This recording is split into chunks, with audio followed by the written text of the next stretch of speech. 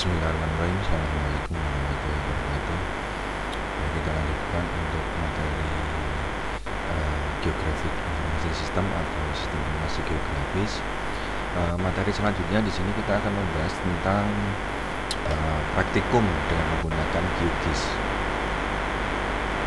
Nah, GeoGIS itu apa? GeoGIS adalah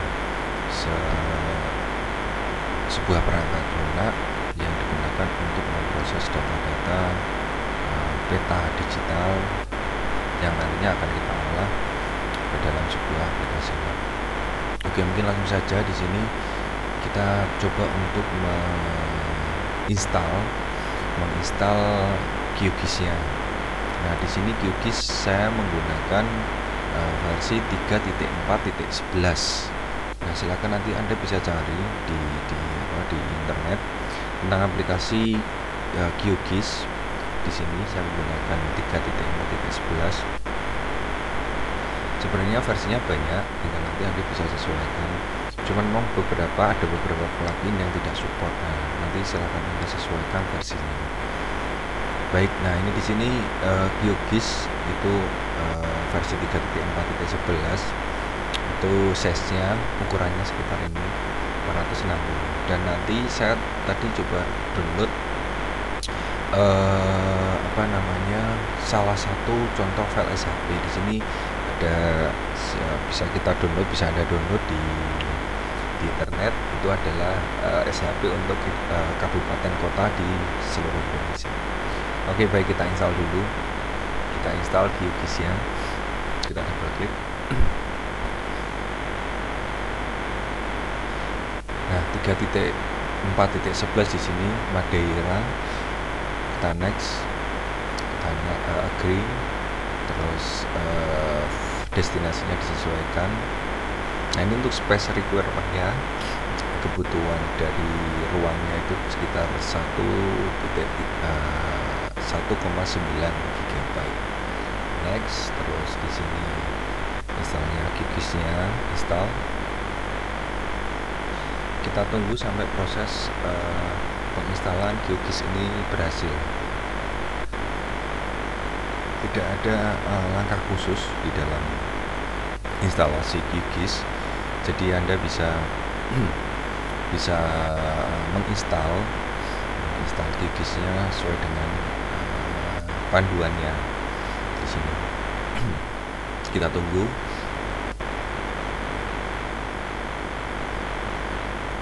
Nah, nanti di dalam pengenalan GeoGIS di sini nanti langsung saya kasihkan salah satu contoh. Jadi biar nanti Anda bisa tahu bagaimana menarik data SHP dan dapat diolah di web. Itu mungkin nanti pertemuan selanjutnya. Jadi di sini kita membahas tentang bagaimana menginstal dan melihat komponen-komponen atau tools apa yang ada di dalam GeoGIS, beserta nanti ada tambahan plugin ya. Tambahan plugin di sini nanti digunakan untuk memproses output keluaran dari data SHP tersebut. Oke, masih proses untuk install di sini.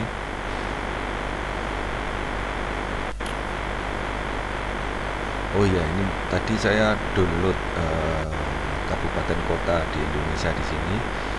Anda bisa cari data di internet contohnya begini. Saya coba buka ya. Download SHP Indonesia.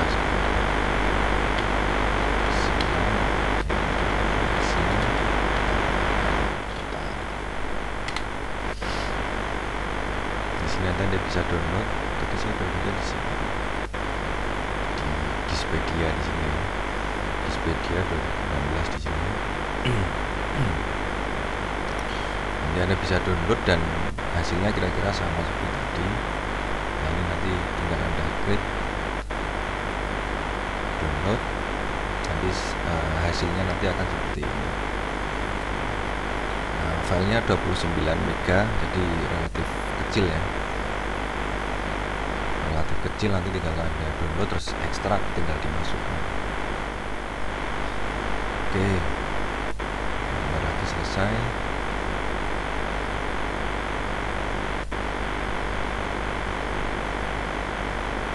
Untuk download QGIS nanti Anda bisa nyari di beberapa referensi, atau kalau enggak nanti coba saya upload di web, nanti Anda bisa tinggal download sekaligus link datanya tadi.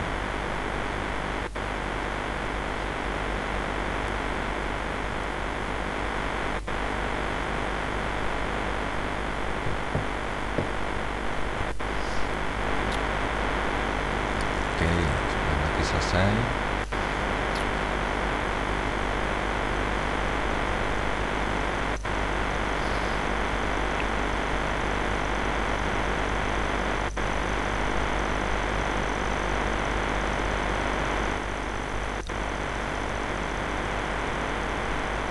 Oke, instalasi untuk QGIS-nya sudah selesai di sini. Finish to close this switch. Nah, bisa. Oke, posisi sudah terinstall.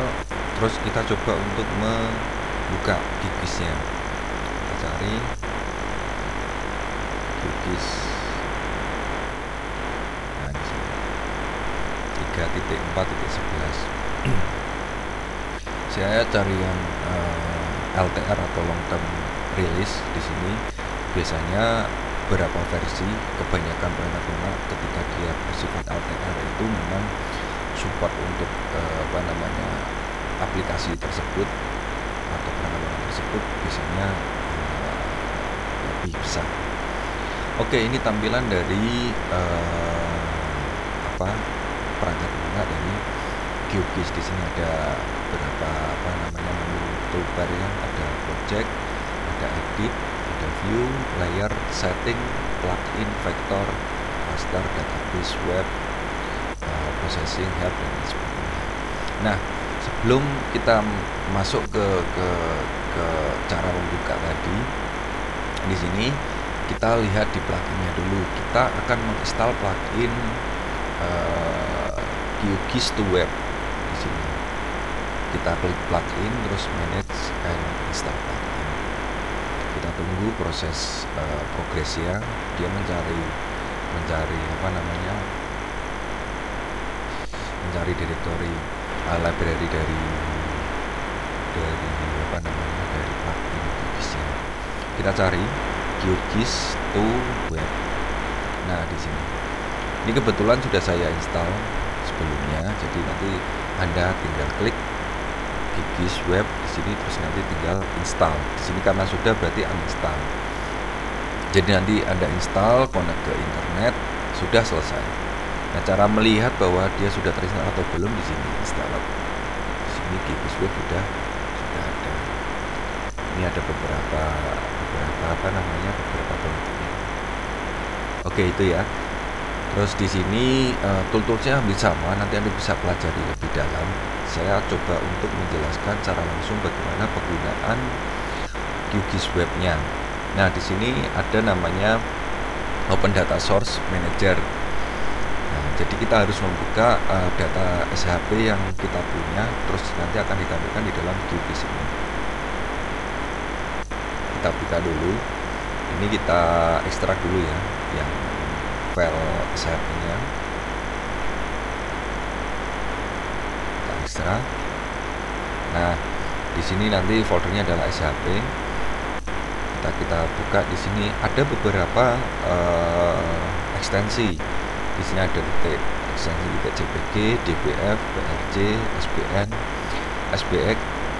SPX ya, SHP, terus SHP.xml, terus ada SHX. Nah, di sini nanti yang paling besar tentu SHP, karena file beta digital itu salah satunya dia menggunakan ekstensi .shp atau subfile di sini. Nah, cara membukanya adalah kita buka QGIS-nya, terus kita klik Open Data Source Manager-nya, nanti akan muncul window seperti ini, kita tetap masuk ke dalam vektor di sini ya. Nah, kalau Anda ngambilnya file berarti tinggal file. Kalau direktori, kalau database dalam bentuk database bisa, atau dalam bentuk remote menggunakan protokol. Nah, karena di sini filenya adalah dalam satu folder dan ini satu kesatuan, maka di sini kita pilih source tab-nya adalah directory. Nah, tipenya adalah ntf2, terus kita klik browse untuk vektor datasetnya, terus kita masuk ke file tadi SHP ya, kita double klik di sini, filenya kan tidak kelihatan karena folder, terus kita pilih select folder seperti ini. Nah, di sini nanti akan alamannya akan ketahuan bahwa direktori tersebut berada di folder dokumen. Terus kita klik add di sini ya, add, maka di sini akan muncul remote layer loading direktorinya please wait. Nah, kalau sudah tidak muncul, sudah keluar tadi loadingnya, maka kita terus. Nah, yang terjadi di sini kita akan bisa melihat peta digital itu yang dibagi dalam beberapa kabupaten kota. Di sini SHP-nya jadi hanya satu SHP. Ini posisi channelnya itu berarti posisi aktif. Kalau kita uncheck, dia akan hilang. Kalau kita mempunyai beberapa layer di sini, biasanya kalau semua layer kan ada layer point, layer polygon, line dan lain sebagainya, maka biasanya ada di dalam daftar di bawah ini. Untuk melihatnya kita cek ulang, maka akan muncul. Nah, pertanyaannya, dari data ini apakah ada database-nya? Kita lihat di file foldernya, karena dia ada dbf-nya berarti posisinya adalah ada datanya. Nah, cara melihatnya adalah kita klik kanan di dalam layarnya, terus kita lihat open attribute table di sini ya, open attribute table, kita klik, maka akan muncul. Nah, ini yang dinamakan adalah atribut. Kalau di sini adalah petanya, di sini adalah atribut. Nah, setiap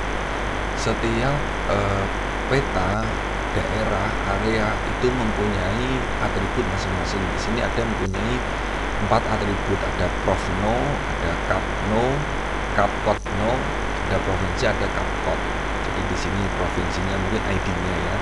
Kalau kita nanti berhubungan dengan database, nanti kita bisa menyesuaikan database kita, atau nanti kita bisa olah dengan cara mengintegrasikan dengan database yang kita punya, baik itu ID provinsinya, ID kabupatennya. Nanti akan terdapat data provinsinya mana dan kabupaten kotanya mana. Oke, seperti itu. Ini untuk data-data atributnya, cara melihatnya. Kita close. Nah, terus pertanyaannya bagaimana untuk mengenerate data-data di sini?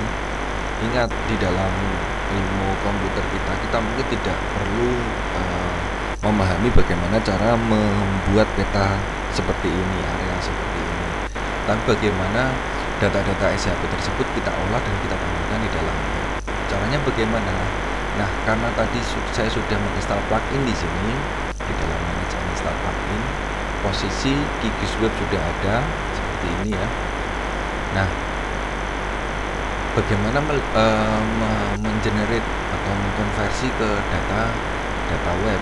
Di sini ada menu toolbarnya, ada web. Oh, ini tadi belum ya. Kita coba install dulu.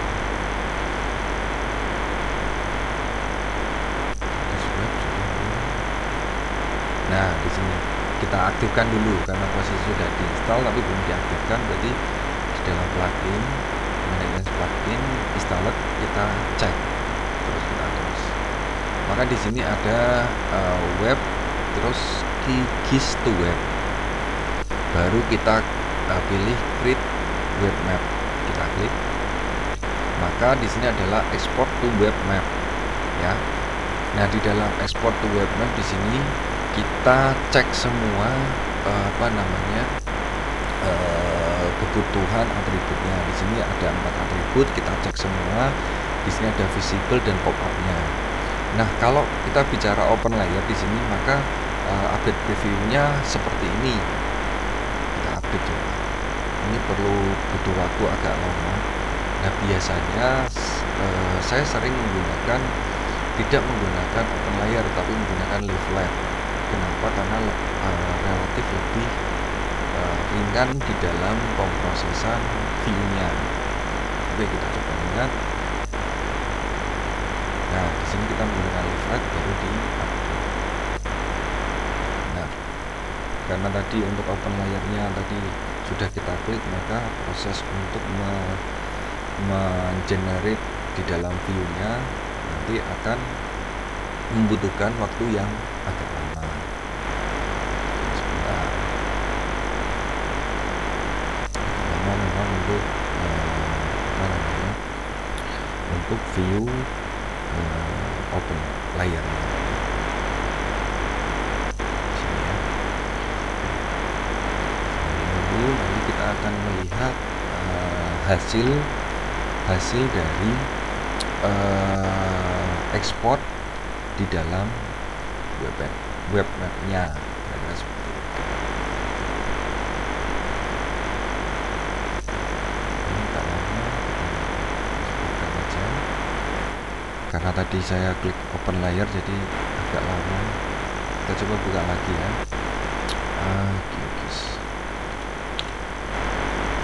Nah, ini yang kadang sering terjadi di beberapa perangkat ya. Kalau memang perangkatnya agak kurang, memang menimbulkan hang. Kita cari, kita buka lagi data source, kita pilih directory, kita select folder.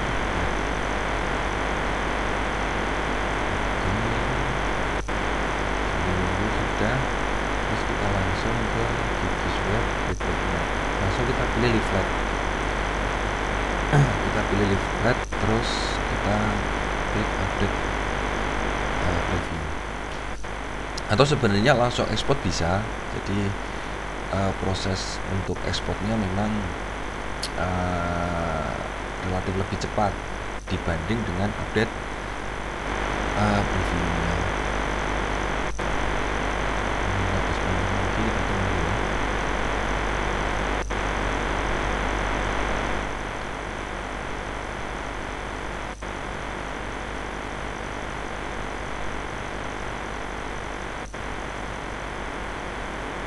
Nah, di sini muncul untuk isinya di dalam leaflet ya. Terus kita ekspor, klik ekspor, maka di sini ada creating leaflet map. Di sini exporting SAP Indocap code, ini nama filenya to JSON. Nah, jadi file hasil dari ekspor ke web di sini adalah file JSON yang nantinya bisa kita olah. Nanti kita akan bahas di pertemuan selanjutnya bagaimana mengekspor file JSON ke MySQL. Nah, ketika sudah, dia otomatis buka ke browser yang kita kira-kira seperti ini. Nah, di sini bisa kita zoom seperti ini ya. Dan ketika kita melihat di setiap area di sini, kita bisa klik, nanti akan muncul pop-up seperti ini.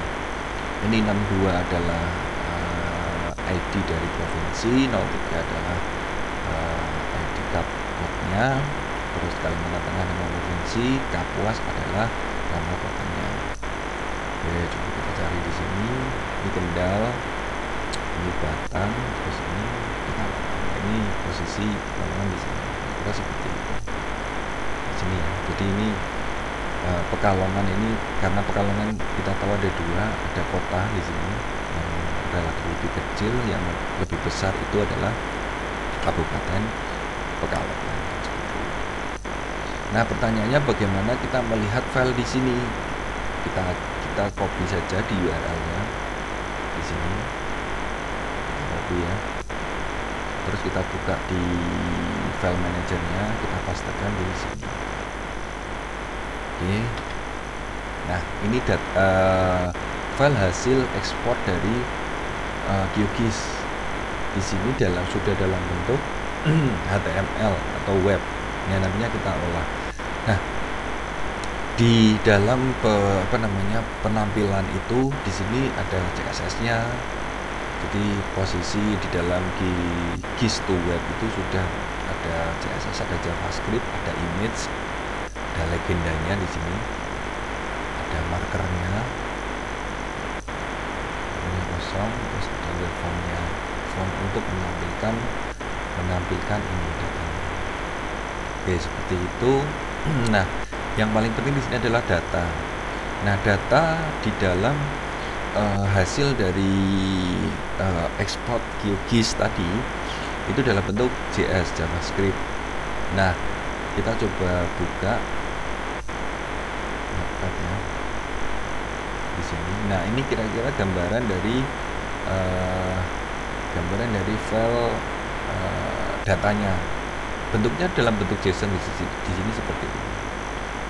Nah, ini data-data dari atributnya. Tadi atributnya ada profno, ada capcode no, ada provinsi, ada capcode. Nah, selain itu hasil dari ekspor dari QGIS to web adalah koordinat, yaitu geometri di sini. Ini yang nanti akan kita proses semuanya sebenarnya. Ini agak berat filenya karena besar ya. Di sini di dalam geometri, di dalam type geometri, di sini ada tipe, type, sama koordinat. Tipe di sini adalah tipe dari areanya. Itu bisa dalam bentuk multi polygon, bisa polygon, bisa point, bisa line, dan seterusnya. Itu tergantung dari area dari SHP yang kita punya. Terus selanjutnya adalah koordinat. Koordinat di sini yang nanti akan kita pakai untuk ditampilkan di dalam webnya. Kalau kita lihat di sini koordinat memang kumpulan dari titik-titik koordinat yang ada di sini. Nah, titik koordinat ini yang nanti akan kita proses. Di sini ada ya 96.66 dan seterusnya, koma berapa. Nah, ingat konsep dari polygon ataupun multi polygon karena dia konsepnya adalah gabungan dari beberapa titik yang membentuk sebuah area, maka di sini kalau kita lihat datanya memang banyak di sini. Nah, agak lama ya. Nah, di sini kan kumpulan dari beberapa titik. Satu titik di sini, dua, dan seterusnya. Oke, itu sementara itu dulu untuk pengenalan QGIS secara sederhana. Selanjutnya nanti silakan Anda bisa ekspor ulang. Ini kalau sudah kita oke, kita close. Dan posisi data di sini kalau kita lihat atribut kembali lagi hanya ada atribut ini. Sedangkan ketika kita lihat tadi di datanya itu ada tipe geometri dan koordinatnya. Ini yang tidak bisa kita lihat. Oke, baik, itu dulu untuk penjelasan saya. Ini kalau mau simpan silakan Anda simpan. Jika tidak, tinggal di close saja. Di sini discard. Itu saja mungkin penjelasan saya tentang QGIS web. Nanti kita akan meneruskan bagaimana mengkonversi data JSON tersebut ke dalam database kita. Itu saja mungkin dari saya. Terima kasih, semoga bermanfaat. Saya akhiri. Wassalamualaikum warahmatullahi wabarakatuh.